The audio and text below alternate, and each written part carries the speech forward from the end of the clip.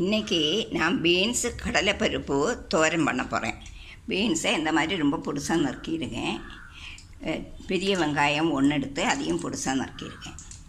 பின்ன கடலைப்பருப்பு ஒரு சின்ன பவுல் நிறைய எடுத்து குக்கரில் போட்டு வேக வச்சுருக்கேன்.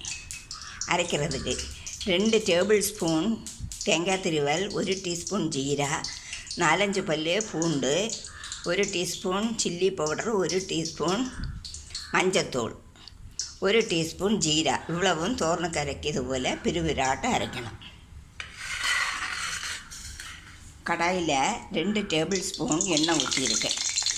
எண்ணெய் சூடாயிடுச்சு. கடுகு,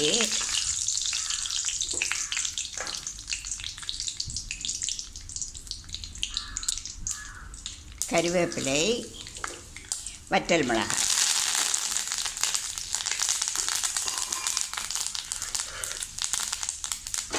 அப்புறமா நறுக்கி வச்சுருக்க வெங்காயத்தையும் பீன்ஸையும் அதில் போடணும்.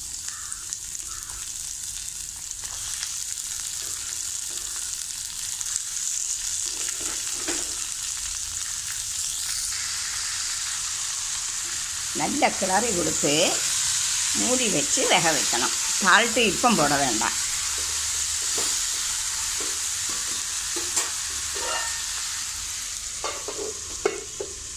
துவரனுக்கு அரைச்சி வச்சுருக்கேன்.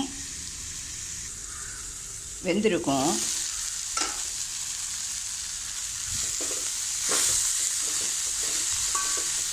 கிளறி கொடுத்து இனி சால்ட்டு போடணும்.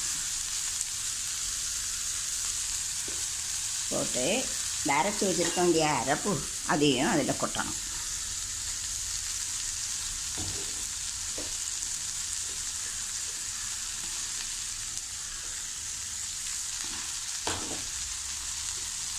இந்த கடலை பருப்பும் அவிச்சு வச்சுருக்கோம் இல்லையா அதையும் அதில் கொட்டணும்.